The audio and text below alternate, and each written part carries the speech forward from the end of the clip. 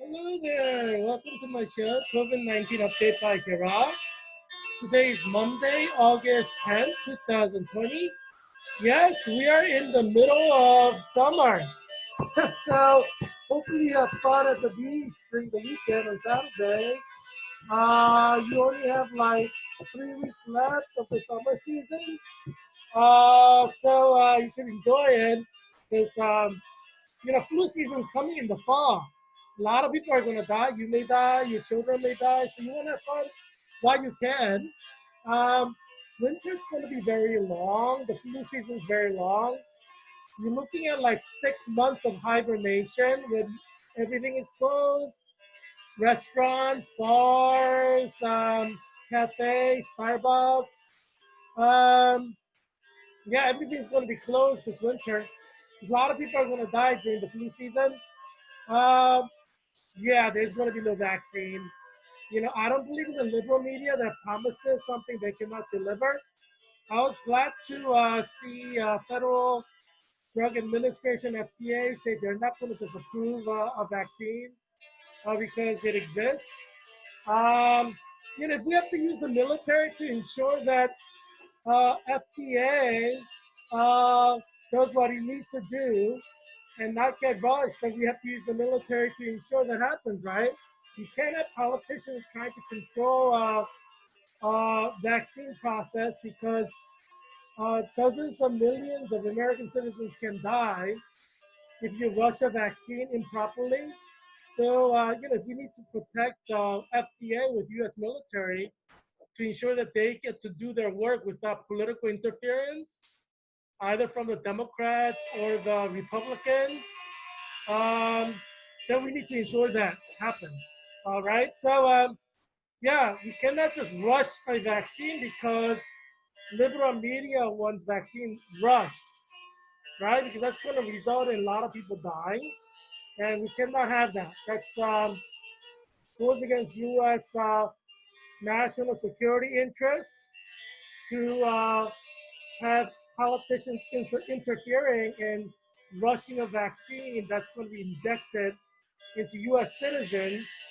And if it's rushed because of political pressure, then if we inject 300 million American citizens with a rushed vaccine, and it kills millions because it should not have been rushed, then it's a national security issue. And so, we need to use the U.S. military, Homeland Security, FBI, U.S. Marshals to ensure that FDA, Federal Drug Administration, gets to do its job without political pressure or influence from the Republican Party or the Democratic Party. We have to make sure that happens. Um, because, we live in a democracy. We're not in communist dictatorship. Politicians do not have the right to control, things like vaccine, approval, um, because it's going to be injected into U.S. citizens, right? So if you rush it, people can die from it. So we need to use whatever we need to use to prevent any politician, from local, state, federal, U.S. congressmen, senators, the president, vice president, whoever wants to interfere in the process. We have to ensure that that doesn't happen, right? So, U.S. military may have to play a greater role. Um, and obviously, we have three branches of government: executive, legislative, judiciary. But in times of national crisis, the military may have to get involved. So we need to ensure that FDA, Federal Drug Administration, is not pressured by Democrats or Republicans to approve a vaccine that is not fully vetted, right? Because we don't want American citizens to die when they're injected with a vaccine that's not 100% tested. You see what I'm saying? Yeah. So, we don't want the cure to be worse than the disease, right? Don't inject anything into any human body that's risky. You know what I'm saying? Yeah, this is a democracy. We're not a communist dictatorship where governments can approve experiments on their own citizens. No, we're not. We're not a communist dictatorship. We're a democracy. So we cannot let anybody rush anything like a vaccine or a cure to win a political election, either as Democrats or as Republicans. It doesn't matter which political party they belong to. We cannot have any politician, whether it's local, state, federal, U.S. senators, U.S. congressmen, the president, vice president, anybody, to manipulate healthcare, endangering U.S. Citizen lives. I'm hoping that power doesn't corrupt, and absolute power doesn't corrupt absolutely in this election year, because human life is important. And I march for life. I'm Heerak, independent candidate for U.S. Congress in Virginia's 8th District. Um, yeah, we don't want millions of Americans to die because vaccine is somehow not fully vetted, fully tested. Yeah, we cannot do that. We cannot just like start injecting U.S. citizens with vaccine. That has a lot of problems that has been worked out, right? Because we cannot have cure being worse than the disease, right? We cannot have people die from vaccine injections, right? We can't do that. And so, as much as we all want a vaccine, we all want a cure. Remember, we cannot rush stuff because you're the most vulnerable population. There is no one more vulnerable than you. Remember that.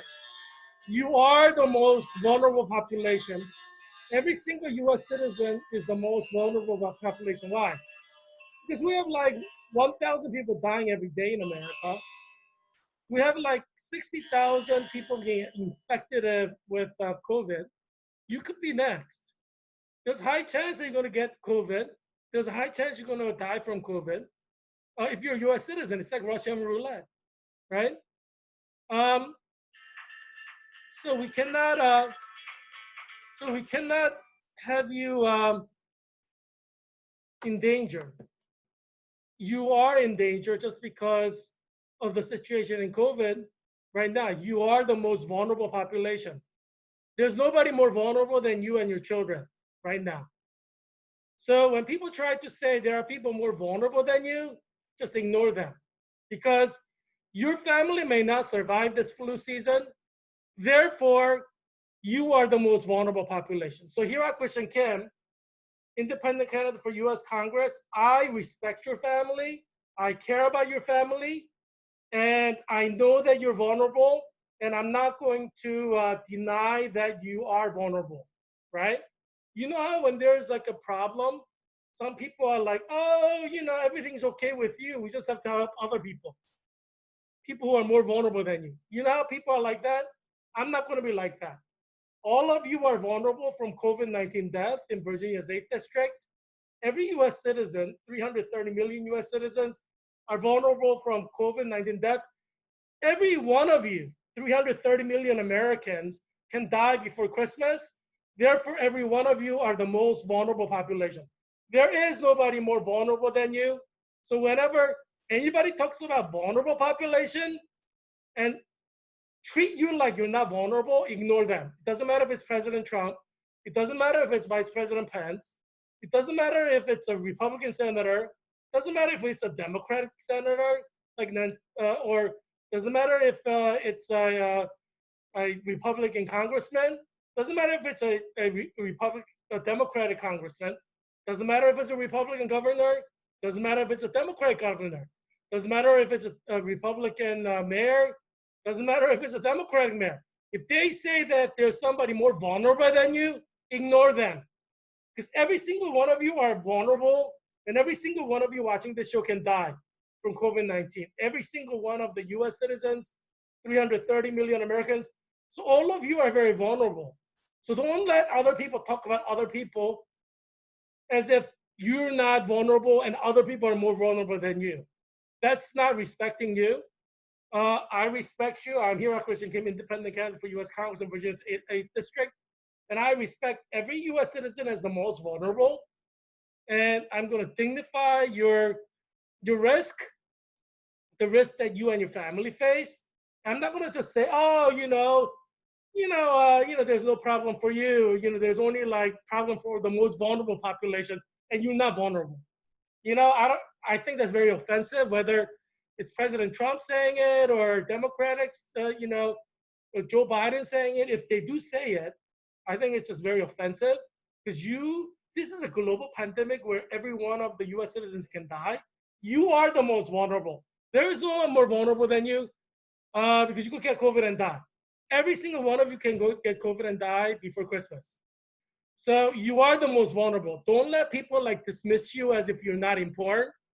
Doesn't matter if it's Joe Biden. It doesn't matter if it's President Trump. Don't let people just dismiss you and say there are other people more important than you. There are other people more vulnerable than you. That kind of language is disrespectful to you. So don't let anybody talk as if you're not vulnerable to COVID-19 death, because you are. Your children are vulnerable to COVID-19 death. Every one of you are the most vulnerable in America.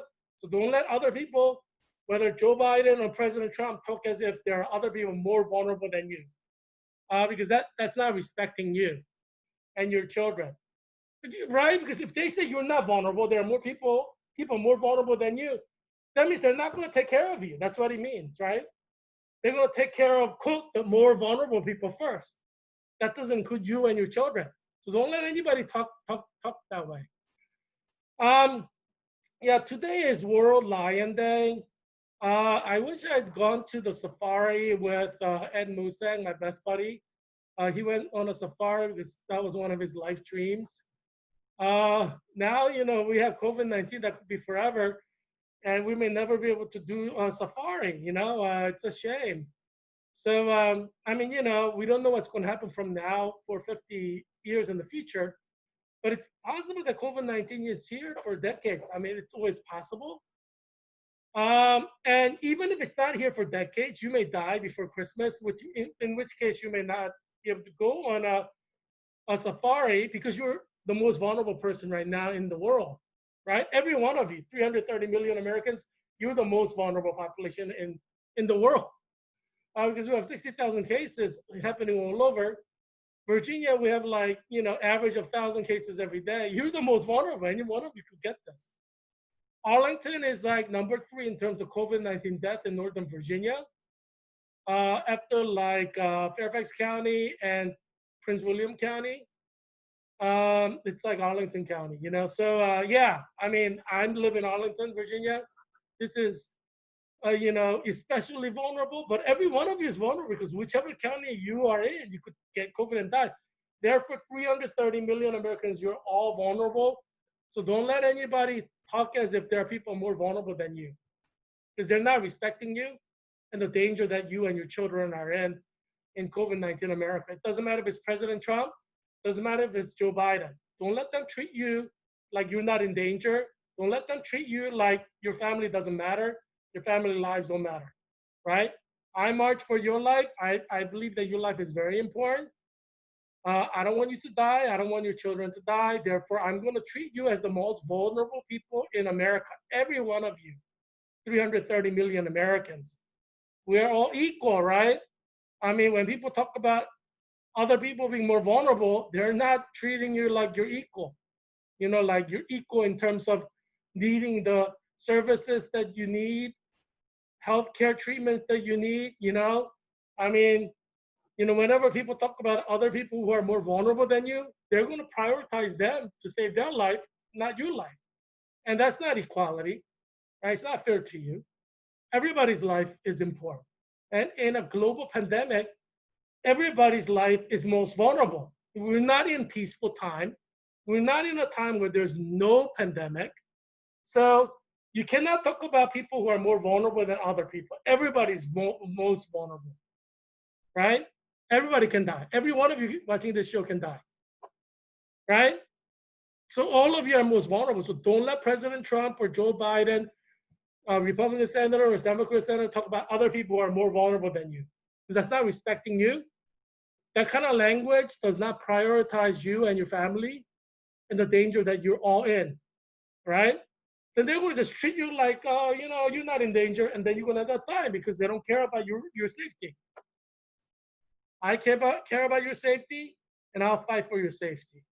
So vote for me, Heerak Christian Kim, independent candidate for U.S. Congress in Virginia's 8th District on November 3rd. I'm not Republican, thank God, because there are some Republicans, who like support marijuana legalization. I'm like, what the heck? Is this a Republican Party or a Democratic Party?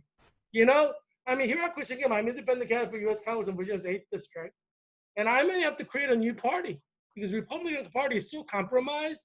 I mean, you have people who want to legalize dope in Republican Party. What's up with that? I mean, it's a serious problem. So I'm very happy to be independent because there's so many problems in the Republican Party right now. I mean, I love to endorse individuals who are good because there are individual Republicans who are very good. But it's hard to endorse the Republican Party because there are so many problems in the Republican Party right now. You have people who like gay guy, what's the LGBTQ plus guy, the former ambassador to Germany. I mean, you can't endorse LGBTQ plus if you're a true Christian of the Bible, because Romans chapter 1 is there. And this Grinnell guy, he's an LGBTQ gay guy, and he wants to push LGBTQ plus nation, and he calls himself Republican. Yeah, I mean, I can never support him because I follow Romans chapter 1. Bible is the standard for ethics, and Romans chapter 1 stands against LGBTQ plus. And so every Christian who are true Christians who follow the Bible cannot support gay Republicans or gay Democrats. It doesn't matter which party they're in, because Romans chapter 1 is there. And so at the end of the day, you have to decide what morality you want to subscribe to. If you call yourself a Christian and someone who follows Bible morality, you cannot support or defend LGBTQ plus rights in any shape or form. As I said, if President Trump supports LGBTQ plus in any shape or form, I'm going to fight to make sure he loses 2020 November election at every turn.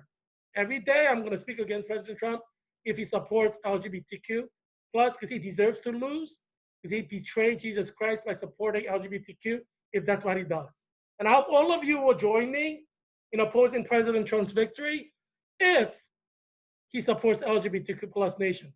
Because that goes against the morality of God. For 2,000 years of Christian history, it's always opposed gay marriage. Roman Catholic Church now opposes gay marriage.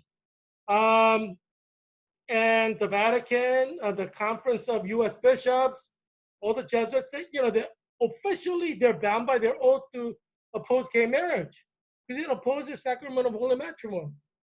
So if the Republican Party or President Trump supports LGBTQ plus nation, all of us Christians must make sure that they lose in November 2020. It is a full-time job to make sure President Trump loses if he betrays the Christian church and supports LGBTQ plus nation.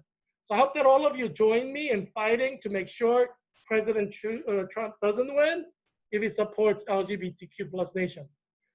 Because you have traitors everywhere. Judas Iscariot was one of the 12 apostles of Jesus.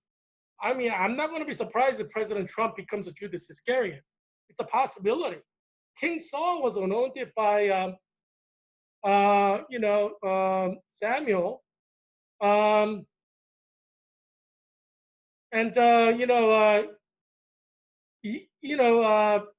He was,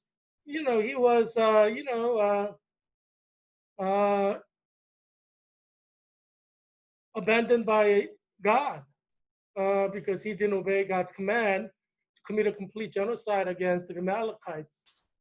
Because obedience, like sin, is not obeying God. Whatever God orders you to do, if God orders you to commit complete genocide, which was the case of King Saul, and he refused to do it, then obviously that's sin, and God rejected King Saul for that. And so, chosen kings who are chosen, handpicked, and chosen by God, anointed by God, they get rejected and abandoned and sent to eternal damnation. That happens all the time. So if that happens with President Trump, I will not be surprised because that happened with King Saul. I hope it won't happen, but you never know. We don't know. Who do you think anybody thought that Judas Iscariot would betray Jesus Christ? um, two Jewish priests in Jerusalem temple to have Jesus Christ crucified? Do you think that anybody thought that Judas Iscariot, one of the 12 apostles of Jesus, is like Franklin Graham, would take 30 shekels of silver from Jewish religious leaders and betray Jesus to the cross? Nobody thought that during the time of Jesus. It's like Franklin Graham taking money and then betraying, prophet of God, for example. You know, um, yeah, I mean, it can happen. I wouldn't be surprised if Franklin Graham does that, because I'm not saying he's going to, but I wouldn't be surprised because we have the Bible, and the Bible says Judas Iscariot, one of the 12 apostles, did it. If he could do it, anybody could do it, right? Joel Osteen, John MacArthur, Franklin Graham, they're all human beings. They could all betray Jesus with 30 shekels of silver from Jewish priests to have Jesus crucified. It's a metaphor, so to speak, right? Like in the gospel, Judas Iscariot did it. So don't be surprised if Franklin Graham does it, or Joel Osteen does it, or John MacArthur does it, or John Piper does it, or Tim Keller does it. Don't be surprised. They're human beings. They could sin. They could return damnation. They could lose their salvation. They could fall away, as the Bible says. So don't be surprised, because it can happen. So I wouldn't be surprised if President Trump betrays the Christian church and supports LGBTQ plus, because these things happen in history. I hope he won't do that, because he will go to eternal damnation and hell. But if he does, we need to make sure we oppose President Trump with everything we've got. Make sure he doesn't become president. Yeah, I mean that's a Christian duty and obligation, because the Holy Bible determines what morality is, not President Trump or Joe Biden. Doesn't, no human being determines what morality is. Bible does. I'm glad that I'm at, basically we're over at Georgetown University because our last day of classes was Friday, August 7th. But I'm glad that I'm at Georgetown University, because Georgetown University is a Catholic university and official position of the Catholic Church, as well as Bible-believing Christians of all denominations, Baptist, Charismatic, Assemblies of God, Presbyterian, Methodist, Episcopal. If you're Bible-believing, then you have to stand against, abortion and gay marriage, right? Because Romans chapter 1 is in the Bible, right? It doesn't matter what denomination you're in. You have to follow the Bible. And so, yeah. So, thankfully, the Vatican is following the Bible, and they oppose, gay marriage, because obviously Bible says marriage is between one man and one woman. So it's great that the Bible stands with God, because Bible is God's word, and the Vatican is standing with the Bible, because Vatican wants to be faithful to the Bible. And all the conference of bishops and the U.S. Conference of Bishops stands against gay marriage, as they should. And all the Bible-believing Christians of all denominations stand against gay marriage, as they should. That's what the Bible says. Yeah. And from a spiritual angle, Heerak Christian Kim, independent candidate for U.S. Congress in Virginia's 8th District, say that COVID-19 is God's keeping of the promise from Romans chapter 1, because United States legalized gay marriage against the Bible, and 2,000 years of Christian history. God is keeping his promise in Romans chapter 1 to punish for homosexuality. So COVID-19 killing Americans, it represents God keeping his promise that he made in Romans chapter 1. Obviously, keeping God's word, you have life. If you violate God's word, you have, judgment. And that's why, the Vatican fights to ensure that marriage is between one man and one woman. And Jesuit priests, as defenders of the Christian faith, fight to ensure that marriage is between one man and one woman, because that's a fundamental principle in the Bible. So Georgetown University, as a Jesuit university, fights for the principle that one man and one woman should be married. And all the Jesuit universities, Boston College, Fordham University, St. Joseph University in Philadelphia, Loyola Marymount University in Los Angeles, Loyola University in Chicago, all fight to ensure that marriage is between one man and one woman, because that's the Bible position. That's the official position of the Roman Catholic Church. So I'm proud to be associated with Georgetown University, which is a Catholic university. It's not a shame to say it's a Catholic university, that it's a Jesuit university. It's a fundamental value and identity of Georgetown University. So I'm very happy to be associated with Georgetown University. There are 25 people who got pinned in May in my program, Clinical Nurse Leader. As I said, our program, all the summer term were officially done on August 7th, Friday. And all the professors are required by Georgetown University, not just in the nursing department, but all the departments in Georgetown, to submit their final grade by today, August 10th, because Friday, August 7th was the last day for every department, every program, every professor, every student at Georgetown University on an official level. That's why final grades must be submitted by today, August 10th, for all the programs, all the departments at Georgetown University. Yeah, so, I'm very excited, about being done. And I'm being at Virginia Hospital Center as an RN nurse. So Virginia Hospital Center hired me, so I'm excited about that. Yeah, so if you want to, if you have COVID-19, come to Virginia Hospital Center. Don't go to Innova Fairfax. No, you can go to Innova Fairfax if you want, but you won't see me at Innova Fairfax. You'll see me at Virginia Hospital Center. So I hope you come to Virginia Hospital Center. But Innova Fairfax is a good hospital. I did my nursing clinicals there in the spring semester of 2020 when COVID-19 closed down Georgetown University. I want to just congratulate all of us. CNL, 2020, 2020, CNL. Yeah, we did it. We got pinned in May. Yay! Friday, August 7th was our last day of classes. Our program is finished. Yay! So this is very exciting. Yeah, so I mean, yeah, it's exciting, some people in clinical nurse leader program, they've taken off on vacation already, like spending a weekend on the beach, or 2 weeks on the beach or whatever before they start work. Yeah, so it's kind of exciting, yeah, and obviously all of us have to take NCLEX RN exam. We all submitted a study plan for NCLEX RN exam that we have to take to Professor Elizabeth Schloss,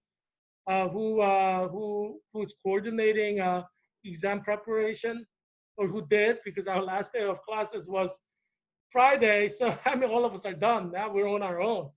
I'm studying, hard. I'm going to follow that study plan to take the NCLEX RN, which I'll be taking in a couple of weeks, in a few weeks. And obviously, I'll pass it. I mean, I got 99%, 99% on the predictor test, which is like NCLEX RN kind of a wannabe, it's like a simulated NCLEX RN test. It was like 3 hours long. And yeah, I got 99% the first time I took it. So I'm sure I'll pass without any problem, but I'm still going to study really hard because that's the kind of person I am. I try to be excellent in everything that I do. Yeah, so it's exciting. All of us, a clinical nurse leader program at Georgetown University is a program that teaches you to be a clinical nurse leader. So I took my national certification exam to be clinical nurse leader. I passed. And it also trains you to take the NCLEX RN exam because everybody, 100% of the people in the program don't have NCLEX RN. They're not RN nurses yet. We all did our bachelor's not in nursing. So it trains us to become professional RN nurses while getting trained at the master's level, because it's a master's degree, to be clinical nurse leaders. So it's a very intense 2-year program. It's a very good program. I highly recommend it. So hopefully, a lot of people in Virginia's 8th district, the 9th district, and 10th district will apply this fall. The new cohort 2022 CNL, they're starting out in a couple of weeks. So, Professor Yearwood and Professor Schloss, I'm sure have their hands like completely full with that. with the new cohort. Yeah, it's always hard beginning a new program. So, I'm sure the new cohort of 2022 CNL students will struggle a lot in the beginning, especially because it's hard even when you start physically, but now they have to start virtually. Basically, Um, so I'm sure it's going to be very confusing, difficult for a lot of them. I wouldn't be surprised if some of them take leave of absence for 1 year. I would encourage you not to take leave of absence because COVID-19 is here to stay forever. So it's not like 1 year from now, we're not going to have COVID-19. We're still going to have COVID-19. So don't take a leave of absence. That's my advice to you, all of you in Clinical Nurse Leader 2022 cohort that's going to start in a couple of weeks. Do not take a leave of absence because this is not going to go away, according to all the experts. Some experts say this is going to last few years more. Some people say it's going to last like a couple decades more. Some people say it's forever, but everybody basically agrees that this is going to be here for at least 2-3 years. So everybody agrees that with that, all the healthcare experts. So taking a leave of absence doesn't make sense, right? Because it's going to be here at least for 2-3 years. What are you going to take a leave of absence for 3 years? Yeah, so don't do that. Just take the class. I'm sure, Professor Yearwood and Professor Schloss and other clinical nurse leader faculty members will have to design a program for virtual experience. But, you're in this together with your whole cohort, 2022 CNF cohort. I guess there's probably like 34 of you. That's how many there were when I started. So you're all in it together. So, this is the new real. We're not going back to 2019 America. We're in COVID-19 America. And all the healthcare experts are saying that this is forever. Yeah, so, not forever. Many say it's forever. Some say it's going to be for decades. Some people say it's for a few years. But those people who say it's for a few years are thinking that this is a season of flu. And it's not like a season of flu. It's like 365 days a year, like hepatitis C virus or HIV virus, herpes, So it's probably going to be here forever because, it's not a seasonal thing. It doesn't go away in the summer. It's here in the summer. Yeah, so don't take a year off if you're in the clinical nurse leader program, you're accepted and you're starting out in a couple of weeks. Yeah, just do it now. Get it over with. When you're done with CNL 2022 in the August of 2022, 2 years from now, COVID-19 will still be here. We may still be all in distance learning, 100% online learning, because vaccine might not have been found by then. Remember, we've been like this since like what, March? We could be like this until, year 2022 or longer. If there's no vaccine, we could be like this until like 2032, 2042. There's no law in nature that says this has to end, right? That's what you want as a human being, but you don't get what you want. As Dr. Fauci says, virus dictates the timeline, not you. Yeah, so get used to it. You're not in control of nature. And lions teach us a lot, right? Because if you're in jungle and you meet a lion can eat you. It's part of the cycle of life. And virus, COVID-19, is part of the cycle of life. There's no law that says you have to beat COVID-19. You may not be able to beat COVID-19. You have to live in the real world. Now, I don't believe in the liberal media that makes it out to be like human beings are the most dominant living organisms in the world. That's just not true. We call lion the king of the jungle because in the jungle, lion is king. You could have a gun, but you're going to run out of ammunition at some point inside the jungle, and you're going to die from tiger if you meet a tiger. Do you see what I'm saying? Human beings are not the strongest living organisms in Earth, and COVID-19 is proof of that. So don't assume that human beings are always going to come out on top. That's what dinosaurs thought. Look at what happened to dinosaurs. They went extinct. I don't believe the liberal media that tries to say human beings are the most powerful, most important living organisms in the world. I mean, we are created in God's image, so we are important, but that doesn't mean many of us can die. Many of us can die from COVID. People die from lions, people can die from COVID. So World Lion Day teaches us something about COVID. You may not beat COVID. Don't think that like you will beat COVID. We haven't beaten cancer. Cancer whips us every time. Hundreds of thousands of people die from cancer every year in the United States. That could be with COVID as well, or maybe more than couple 100,000. Right? Don't think you're gonna whoop COVID-19. We haven't whooped cancer. We haven't whooped HIV virus. We have not whooped hepatitis C virus. There are a lot of things that are more dominant than us, human beings in the world. I'm talking about bacteria and a virus. So don't think that we're going to beat COVID-19. I mean, that kind of talk is just ridiculous, kind of stupid to talk like that. I mean, why do you think you're going to beat COVID-19? Like, are you God? I mean, geez, look at, remember the last time that bunch of people tried to build a Tower of Babel, trying to reach God? You're not God. So don't talk like you're a God. I mean, you're not going to beat COVID-19. How are you going to beat COVID-19? Well, you're better than God? I mean, God created COVID-19. Why do you think you're going to beat COVID-19? I mean, you should try to get vaccine, but, don't think that you're going to win. You know, we haven't won against cancer. Cancer beats us every time. Like 99 out of 100 times, cancer beats us, right?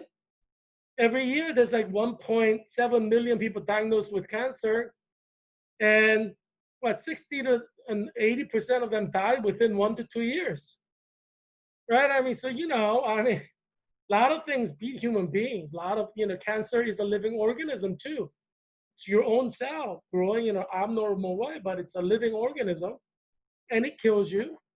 Yeah. So yeah, don't think you're gonna beat COVID. There are a lot of illnesses that beat human beings. Yeah, I'm just trying to bring you down to reality here, because all the false bravado, that's not going to get you to survive COVID-19. And that's why I'm saying you're the most vulnerable people in the world, all of you watching this show. There's nobody more vulnerable than you, because if you get COVID, especially during flu season, you may die. So you are the most vulnerable person in the world. Don't tell you there are other people more vulnerable than you. In a global pandemic like COVID-19, you are the most vulnerable. And I'm going to respect you and your life, because I march for life. And I'm going to treat your life as valuable.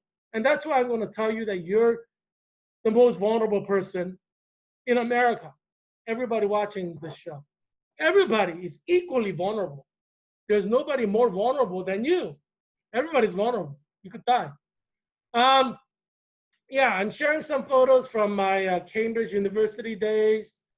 Um, yeah, the photo right below or next to next year.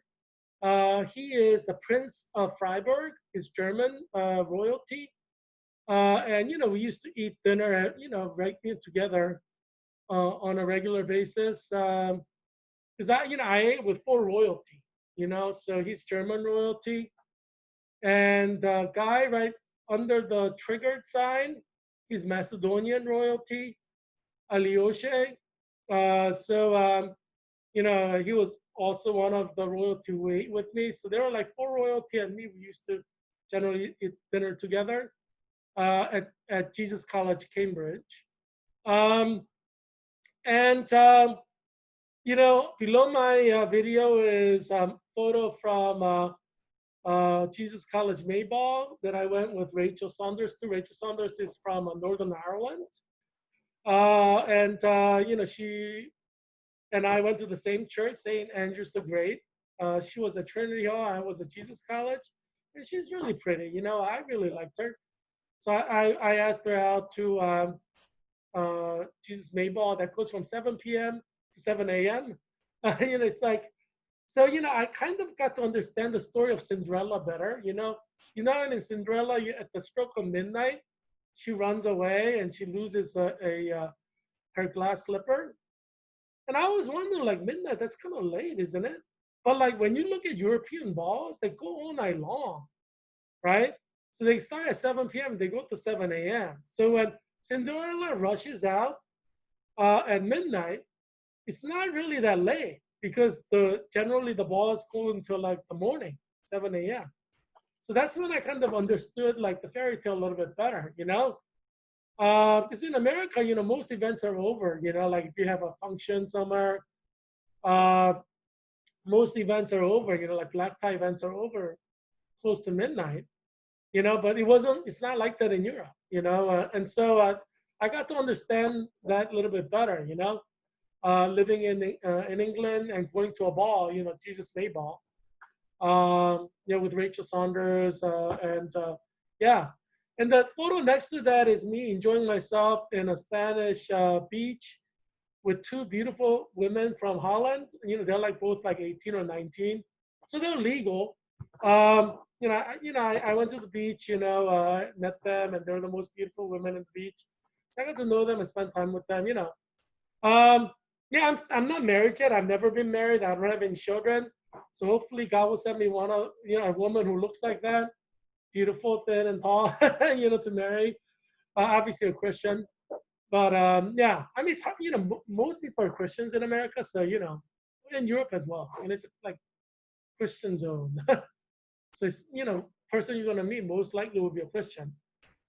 Next to that is Karina Ostrela. She's German. I met her like in the beach in Bandai, in Australia, when Ed and we went there together as best buddies to have fun. And she was the most beautiful goddess Venus looking like woman in that beach. Obviously, so I went to talk to her, you know, and I got her phone number and email, and I kept in contact. Um, she looks so much better in bikini, you know. But you know, she visited me like during fall, winter, so she's like, you know, wearing a lot of clothes, you know. But on that photo, at least, you know. Yeah, so you know, we had fun time. You know, she visited me at Cambridge, so yeah, you know. Yeah. Um, but you know, we had you know, in 24 hours we have 487 deaths. So it's about 500 deaths. I think it's just like an all fluke, you know, because we generally have over 1,000. So I wouldn't really get too excited about that. I think it's just 1 or 2 days you have a fluke. So you know, our rate is pretty high. And now that the colleges are opening up, you know, it's going to go sky high. You know, schools are opening up, colleges are opening up. So yeah, we're going to have a lot of cases, and cases end up in death. So yeah, don't get excited about 500. I mean, it's still high. It's very high. But don't think that that's like the new normal. No, it's just like 1 or 2, in a few days. It's going to go right back up to 1,000, 2,000. It's going to go higher. It's probably going to hit 10,000 per day. Um, yeah, it's only August 10th. You know, we have a long way to go. And after August comes fall, when people get sicker. And after the fall comes winter, when people get more sick. So yeah, it's only gonna get worse from here. As I said, you know, we have like what, about a month of summer left. So make sure you have fun because, you know, I mean, there's gonna be a lot of death coming. You may die. I'm predicting that 1 million Americans would die per month during the flu season. And I think Dr. Fauci would agree with me that that's possible. Obviously, I don't want that to happen, but I don't think there's anybody who would not agree that that could happen. It could happen. Um, yeah, I know, you know, um, Harry is, you know, he looks concerned, but he understands it's true because anybody who's educated and rational, who knows science, understands that could happen. Yeah, so yeah. Leo's like, this is World Lions Day. You know, you should talk a little bit more about me. Yeah, but you know, um, yeah. So, so we have 163,425 total deaths so far in America. Um, yeah, I mean it's pretty bad. It's summertime when people should not be dying, but 487 are dead in 24 hours. So it's a serious problem. And we have 5,089,416 cases. So the country is basically in a crisis, and it's in the beginning stage. Um, I want to be realistic with you because I think being realistic is the way to solve this problem. And I march for life. I don't want you to die. And so I don't want to treat COVID like 19 like it's not important. I don't want to treat you like you're not important by saying like there are people more vulnerable than you. In Heerak Kim's book, that's who I am, independent candidate for U.S. Congress and Virginia State District. You are the most vulnerable person. You matter to me. Um, and so, yeah. Uh, and I think being realistic is important because if you're realistic, you do things that are realistic to protect your life. If you keep talking about more vulnerable people than you, then those politicians are not going to care about your life. You're like disposable. Like, you're like, oh, your life isn't that important. There are people who are more vulnerable than you. So they're going to treat you like you're disposable. Heerak Kim is never going to do that. I'm Heerak Kim, independent candidate for U.S. Congress. You're very important to me. You're the most vulnerable person in the world right now. Your life is important to me. Your life matters to me. I know there are people who are like, other people's lives matter more. No, your life matters to me. Your life matters. ULM, your life matters. Yeah. You are important. Your life matters. ULM, your life matters. I know there are people who don't respect you. There are people who don't think your life matters. There are people who don't think your children's life matters. That's not me. I'm not Republican or Democrat. I'm independent. I'm Heerak Kim, independent candidate for U.S. Congress and Virginia State District. And many of you are going to say, I can't breathe. I can't breathe. I'm dying of COVID. That's coming in fall. That's coming in winter for most of you. I can't breathe. I can't breathe. I am dying of COVID.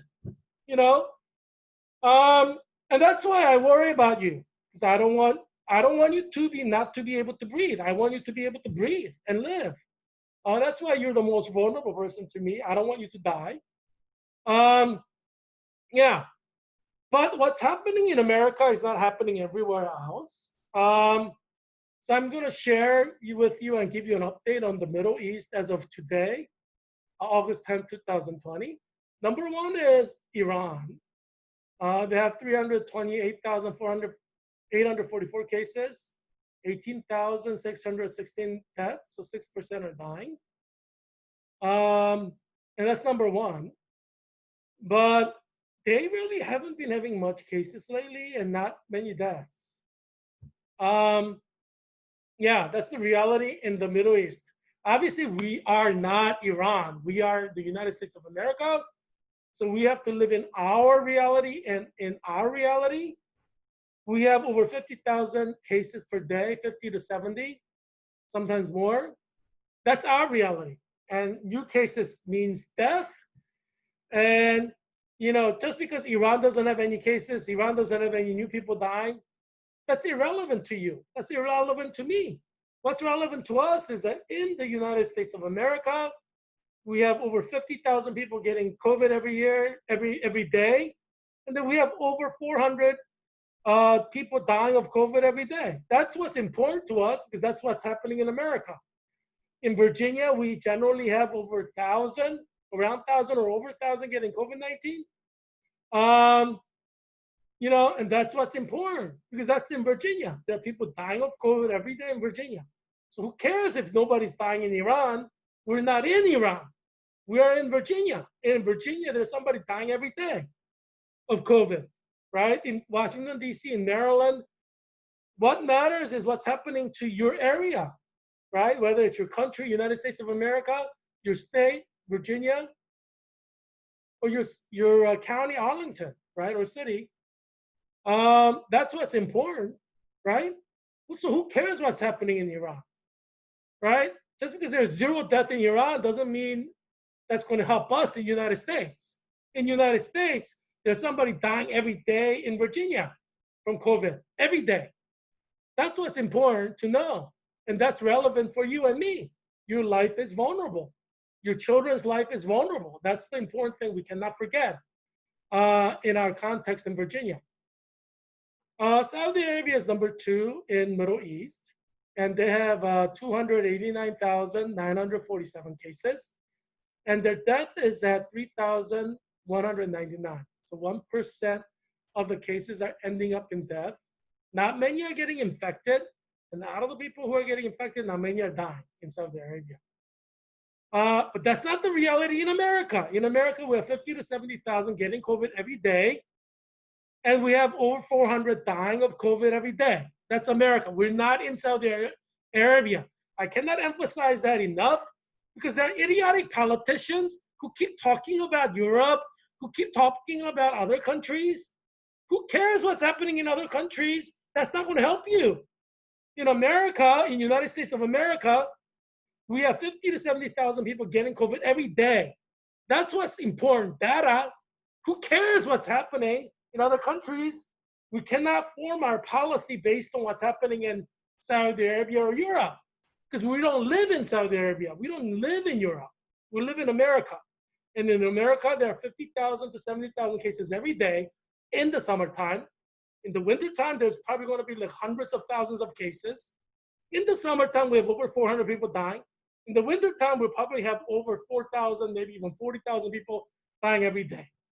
That's something that we can expect in America. Because we live in America, we have to look at the American context. Obviously, we should compare other countries, but we cannot say, oh, there's nobody dying in Saudi Arabia, so therefore, we could open up. We could open up all the schools and go to school without, without worrying. No, we're not in Saudi Arabia, we're in America. So what's important is what's happening in America. Yes, we should compare us with other countries, but it doesn't make logical sense to say, no one's dying in Saudi Arabia, so therefore we don't need to worry about not getting COVID. That doesn't make sense. Because in America, we have 550,000 to 700,000 people, 70,000 people getting COVID every day. That's our country. That's what's happening in America. That's what you need to worry about. Number 3 is Iraq in Middle East. And that has 153,599 cases. And they have 5,464 deaths. So 4% are dying in Iraq. 5,000, that's, drop in the bucket, really, death. It's like how many we have in a typical week, because usually we have like 1,000 right now. Last week we had over 1,000 every day, right? So it's like a typical week in America. Qatar has 113,262 cases, and their death rate is 0.2%. Get that, less than 1% are dying.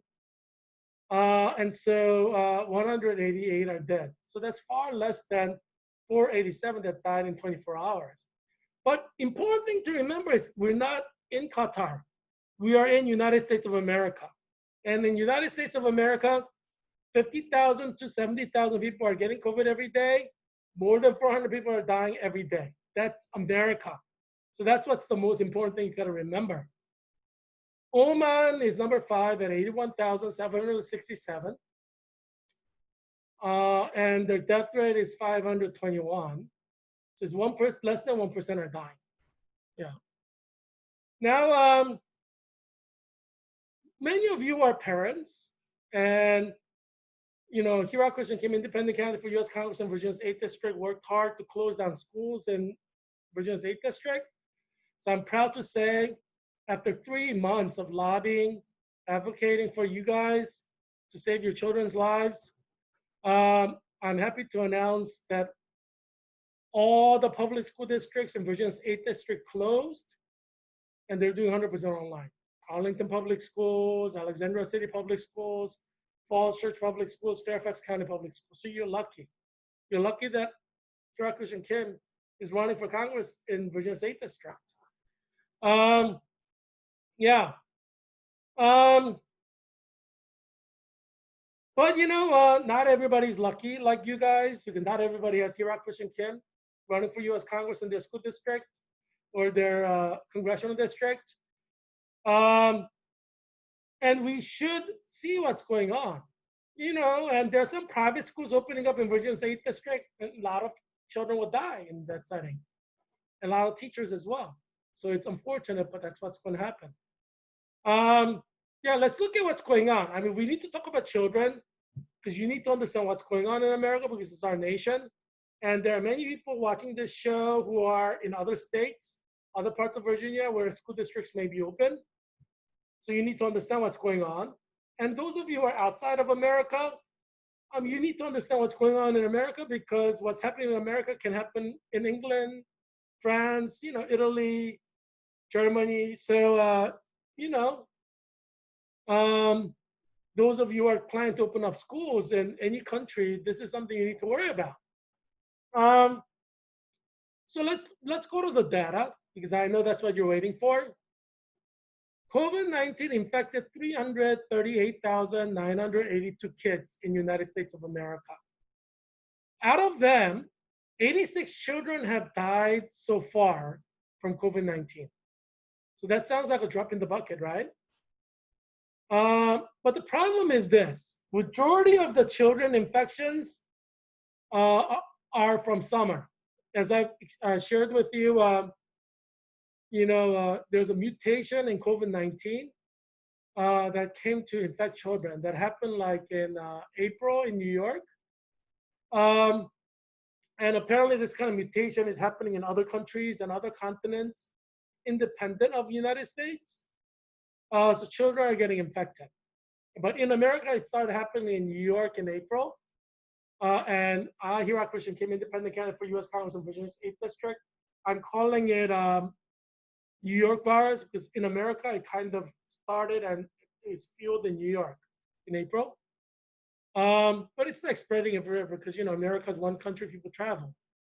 Um, so majority of the cases for children in America are from after like May, after April.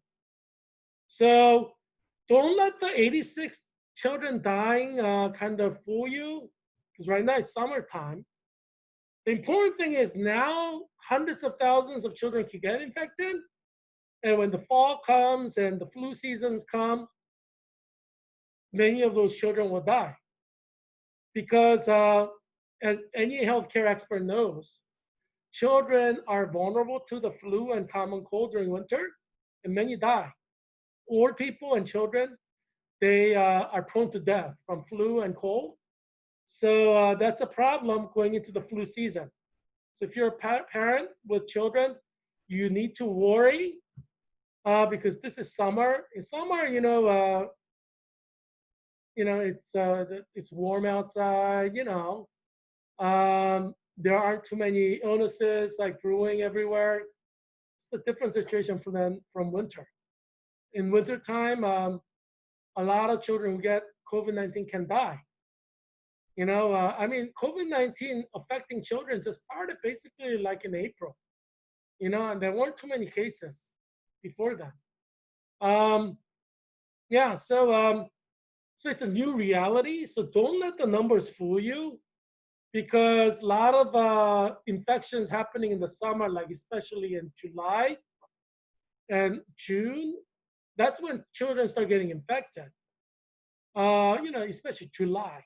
So it's just relatively new, and many of those children, they may still die in large numbers in August and September.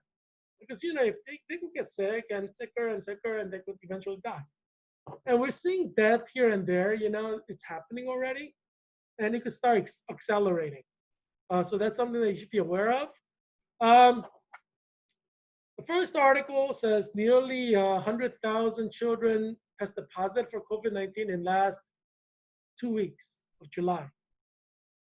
It's a 40% increase. So it's been increasing exponentially, which seems to be like a problem, because if they increase at that rate going into the flu season, we're going to have probably millions of children dying in this flu season. And so that should worry you, because if your children can get infected, they could die from it. It's like cold. If your children gets cold, they may not die from it, but they could die from it. Or if your child gets strep throat or croup or flu or mononucleosis, they may not die from it, but they could die from it. If you could get it, you could die from it. You gotta assume that. Obviously, just because you get it doesn't mean you die, but you could die, right? Getting any disease is not a good thing. during the flu season, getting disease, you could die from it. If your child has asthma, there's high chance your child will die during the flu season. Um, yeah, so let's look at the relevant code in this article and ABC 11 News by staff. All told, there have been 338,982 total child COVID-19 cases reported since the onset of the pandemic. That represents 8.8% of all COVID-19 cases. And majority of that is during like June and July. Before April, there really weren't any, like noticeable cases among children. As you know, because you've been following COVID. Despite the uptick in cases, AAP found, it's a pediatric association for doctors, that hospitalization and death in children remain uncommon, which is good news, but this is summer, as I've said. Children also made up less than 1% of all COVID-19 deaths. So far in the summer season, it's looking okay. But as I said, children are vulnerable to death during the flu season. So if 100 children are getting COVID in wintertime during flu season, you could have 10% of them die. You could have 20% of them die. It could be more than that. And that's why you should be worried, because this is summer. There's like really nothing else. During winter, you have strep throat, you have flu, you have common cold, you have RSV virus, you have all kinds of stuff. You have sinus infections. So that's when you have to worry, right? I mean, 20, 30, 40% of the children could die in the flu season. So if there are 100,000 cases in 2 weeks during the flu season, there's probably going to be far more than that. Let's say you have 100,000 children getting COVID in 2 weeks. 20,000 of them can die. So don't be surprised if that happens, because that could happen. As I said, you're the most vulnerable people, in the world right now, and your children are the most vulnerable. I'm going to treat you with respect by saying you are vulnerable, because I care about your life. Your life matter, ULM. I'm not going to say there are other people's life that are more vulnerable than yours, because that's like saying, I don't respect your life. I don't care about your life. Just send your children to school, and who cares if your children die? Oh, your children get COVID, they're not going to die. That kind of talk is just disrespectful of human life. And I march for human life. I care about your life. Any disease, if you get, you could die from. Doesn't matter what disease it is, right? But COVID-19 is particularly harmful. So don't believe anybody who says, oh, it's okay if you get COVID, you're not going to die from it because you're young. No. There are 86 children who have died from COVID already. So you could die from it, right? Second important article in regards to children, because I know many of you are mothers, fathers who love your children. And I know that many of you, if your child were to die at age 2, age 3, age 5, age 10, age 15, I mean, for parents, it doesn't matter how old your children are, right? If they die, it's a horrific thing. Yeah, yeah.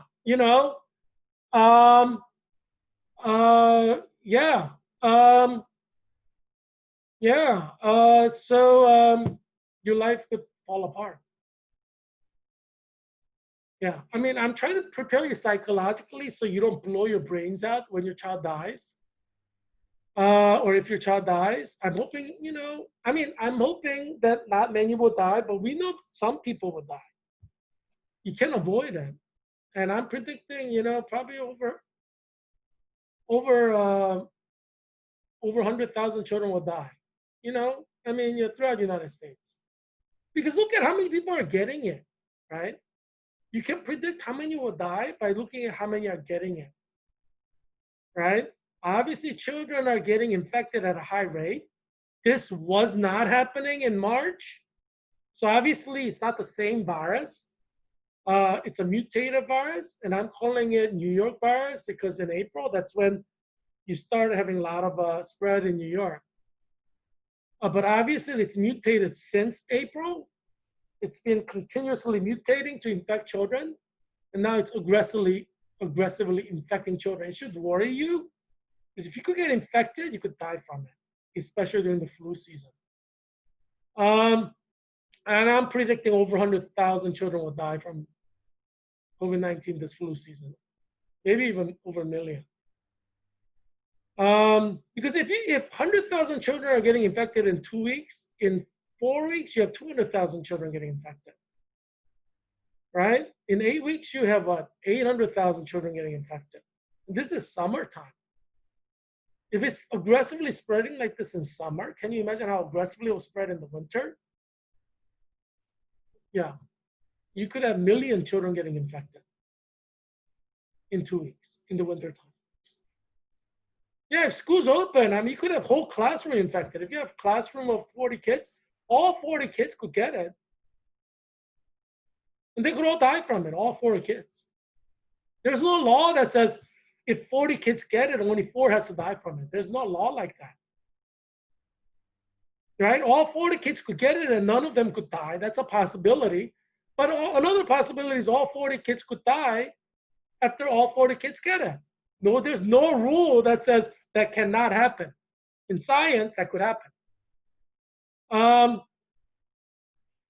Yeah, so the second article is COVID-19 cases among US children jumped 40% in late July. It's going to keep jumping. That's the problem. August 9th, Bloomberg by Jeff Sutherland. The key takeaway from that is death among US children from COVID-19 total 86, only 0.06% of total fatalities in the country, and a 0.03% of infections among children. But that's like the kind of death in Singapore, right? But it doesn't mean it's like that forever, because remember, right now it's summertime. Summertime, generally children don't die from stuff, like illnesses like this. But it's during the winter when children die. So just because the 0.03% of the death are happening now doesn't mean that that rate is going to be maintained at the same level during winter. Because how many children do you know die from cold during summer? But during winter, a lot of children die. You see what I'm saying? Most of the death from flu or cold, if not all, come from winter. So the fact that even some children are dying in the summer should trouble you, because that means that winter, you're going to have a lot of people dying. The fact that 86 children died from COVID-19 so far means children can die.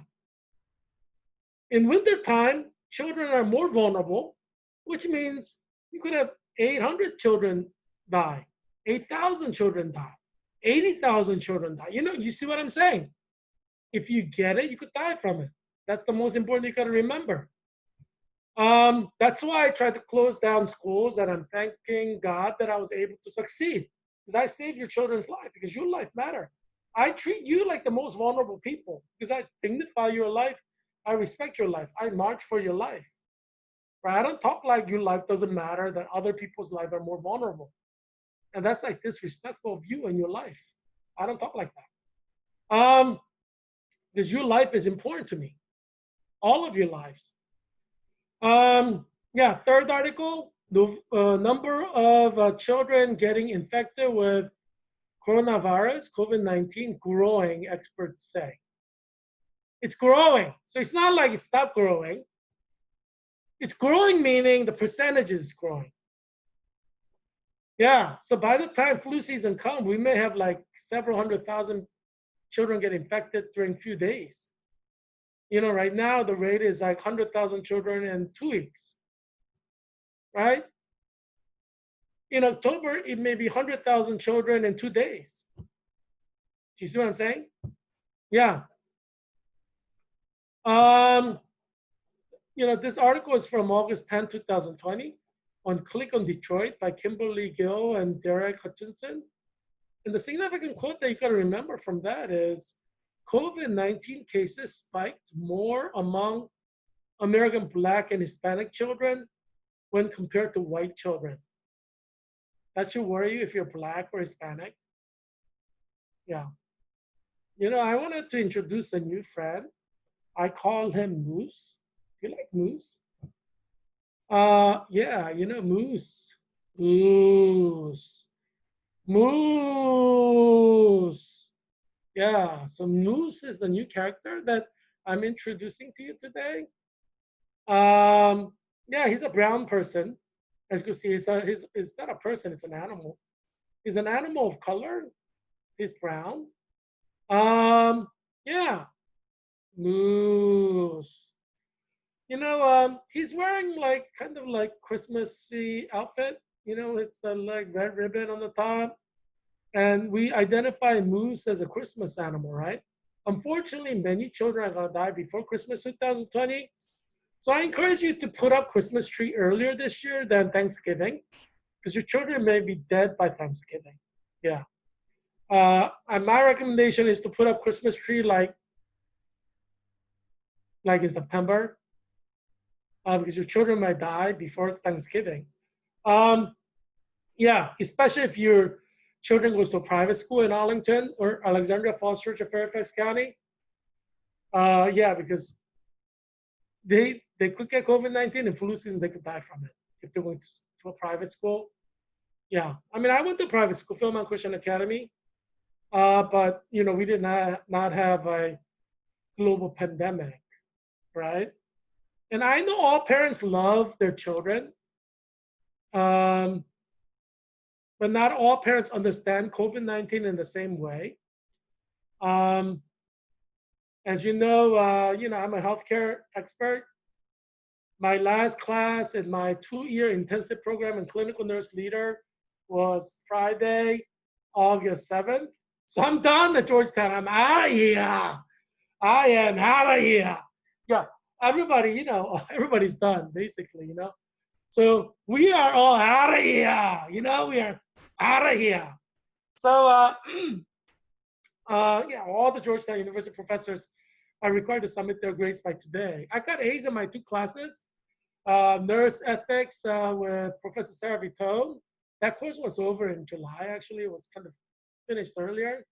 And then I had the leadership class, which Professor Yearwood and Professor Schloss were like leaders, and had the, clinical instructor, Anissa Nabidian from what hospital is that? Oh, Sibley Hospital. Yeah, the hospital that wanted to interview me, but I told them I'm going to Virginia Hospital Center.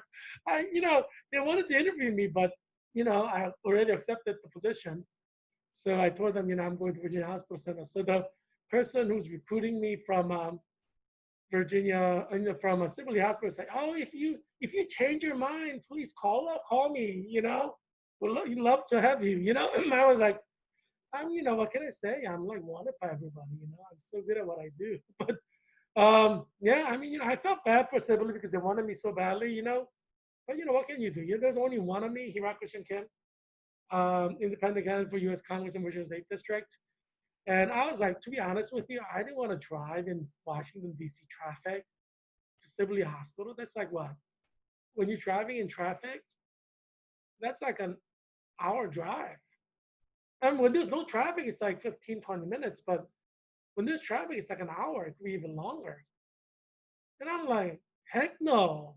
I mean, Sibley Hospital is part of the Johns Hopkins hospital system. It's a good hospital, but I mean, driving 1 hour there, 1 hour back, that's 2 hours out of my life. Like Virginia Hospital is like what, 2 miles from here. It's like 5 minute, 10-minute drive. I mean, the amount of time that I save just by going to Virginia Hospital Center and not Sibley Hospital, that makes everything worth it. uh, not just in terms of time, but in terms of money too. I mean, geez, I could work extra shifts at Virginia Hospital Center. It's right here, and I don't have to worry about traffic.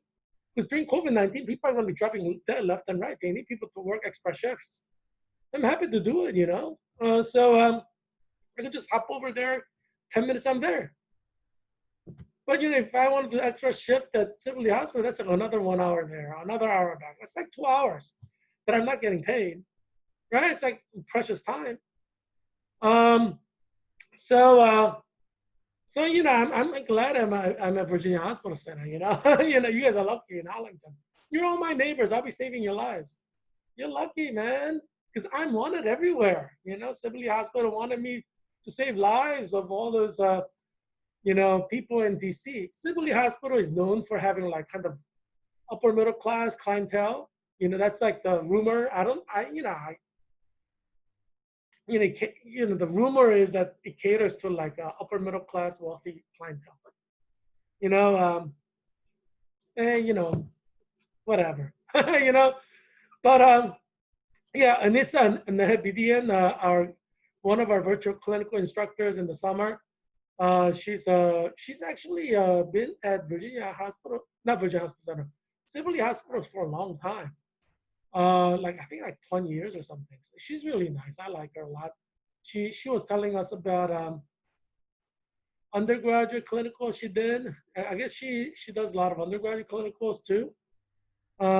Yeah, so it was kind of interesting. But yeah, she's really nice.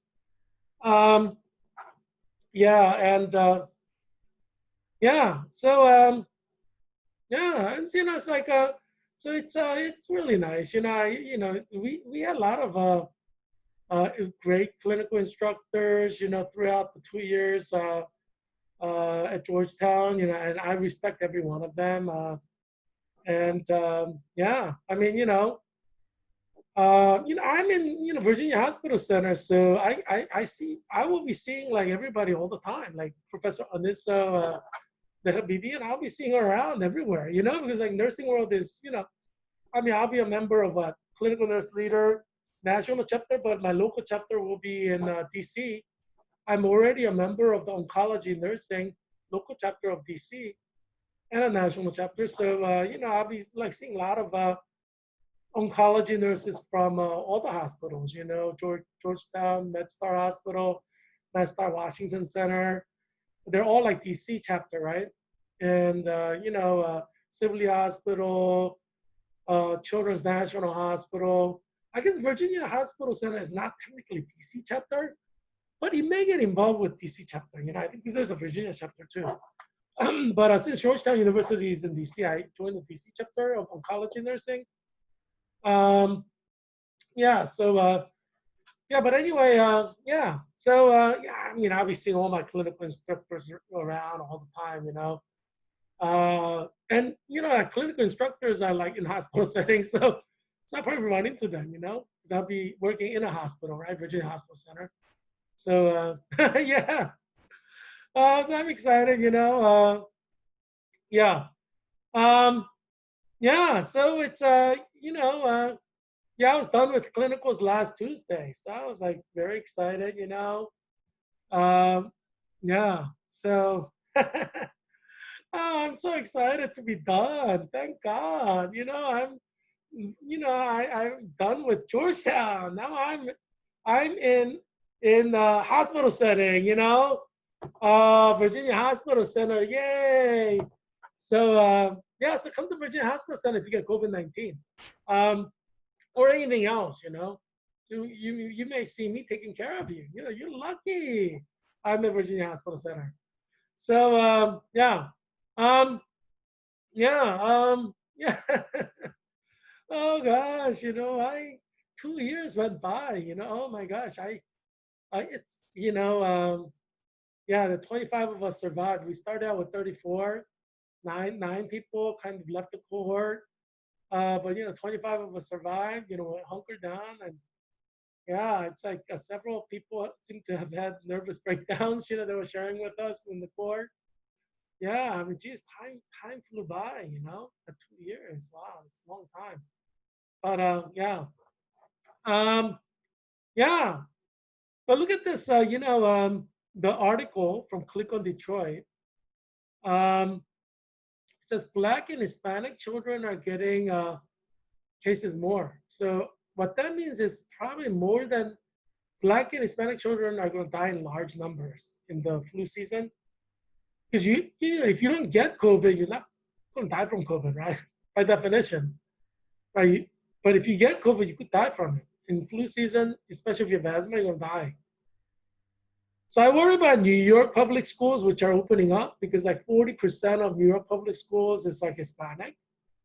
And can you imagine if 45% of the Hispanic children um, the spiking is 45% among Hispanic children. You can imagine how many Hispanic children in New York City would die from COVID, you know? And Arlington County public schools, I'm glad I closed, I lobbied to close it down.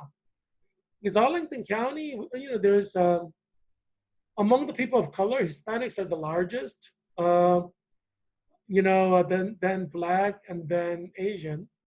Um, and, you have 45% growth in COVID cases among Hispanic children.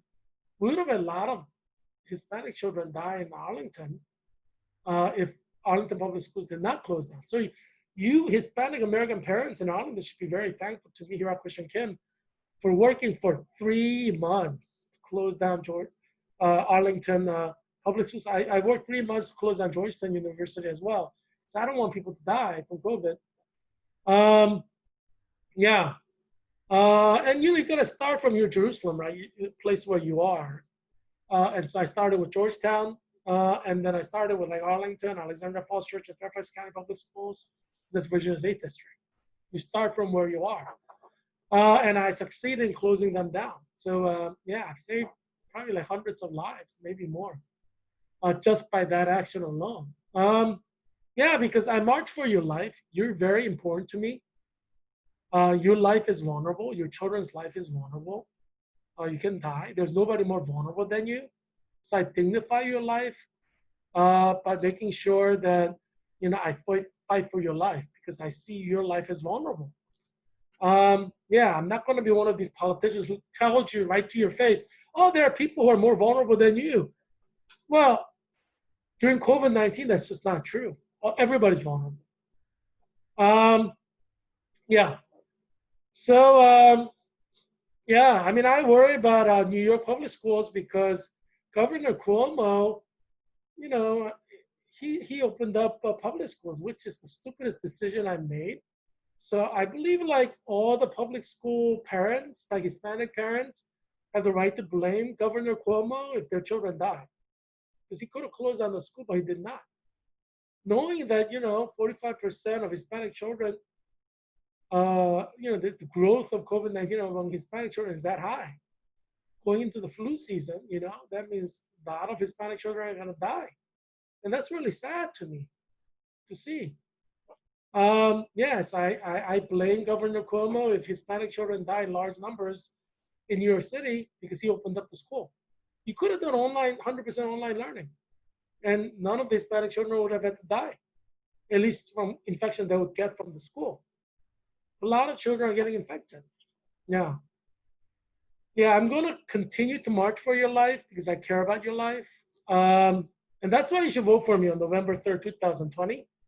Um, I filed a lawsuit with the Arlington Circuit Court because Virginia Governor Northam issued a stay-at-home order from March to June, March 30th to June 10th, that did not allow me to collect 1,000 signatures that was required of independent candidates for U.S. Congress. And I declare myself to be independent in March. And so, I wrote to Virginia Department of Elections to say, please waive 1,000 signature requirement because, Governor Northam, Virginia Governor Northam issued a stay-at-home order that made it illegal for me to go door to door and knock collecting signatures. Virginia Department of Election Commissioner, the highest person, wrote back to me and said, he doesn't have authority to waive my requirement. So I wrote to Governor Northam asking to waive my requirement. And he didn't write back. He didn't even acknowledge my letter. I mean, which I thought was kind of rude, given that he's the one who made it impossible for me to collect the signatures. The least he could do is write me a letter. It's kind of rude, But anyway, I waited for the letter, for over a month. And the deadline to submit 1,000 signatures June 9th. And I wasn't getting a letter back from Governor Northam one way or another. He should have written back and said something, right? So on June 3rd, I filed a lawsuit against Governor Northam and Virginia Department of Elections, Arlington Circuit Court. So, so that's there. And Virginia District Attorney's Office or Attorney General's Office, AG office, the highest lawyer in Virginia that represent the state of Virginia. So Virginia, Attorney General's Office responded with a demurrer, and yeah, so our trial is going to be like in September. That's what the clerk of Arlington Circuit Court told me. And so, I intend to obviously win and have my name on the ballot. So, for November 3rd. But if you signed up for absentee ballot and you get the ballot before my name is on there, just write my name in, Heerak Christian Kim.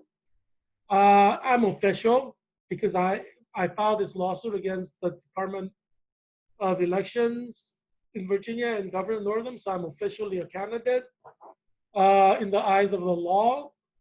So yeah, so I'm an official candidate for U.S. Congress of Virginia's 8th District, and obviously I'm registered with the Federal Election Commission, and I am uh, you know also registered with U.S. House of Representatives Office of the Clerk.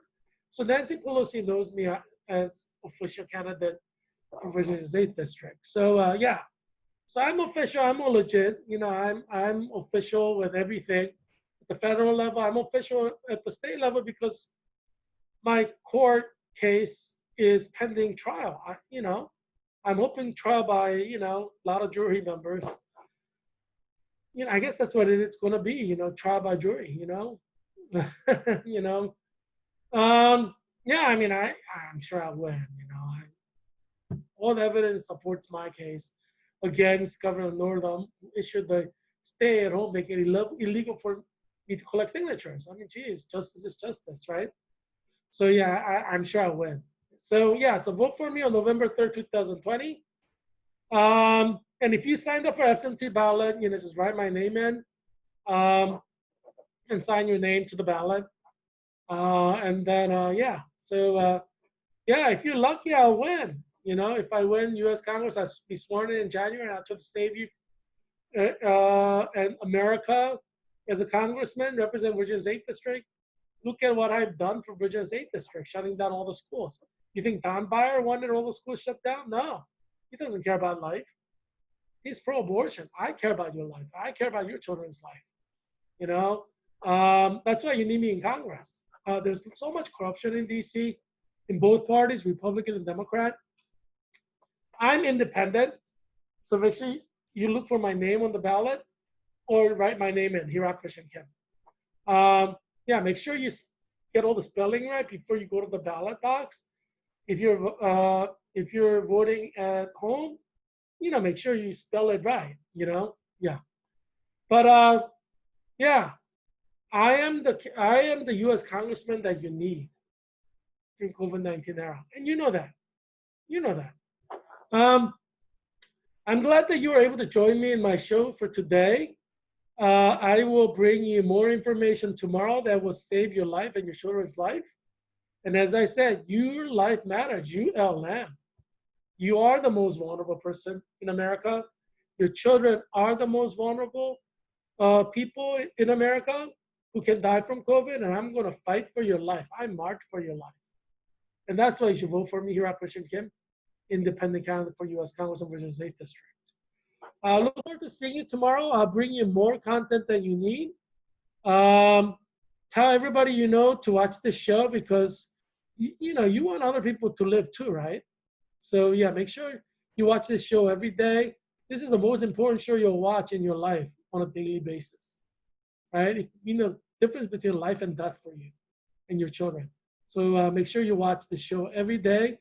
Tell your friends, neighbors, coworkers, fellow students, parents, cousins, uncles, nieces, nephews, adult children to watch this show. Yeah, it's important. I hope that you will be well. and that your children will be well too. Bye.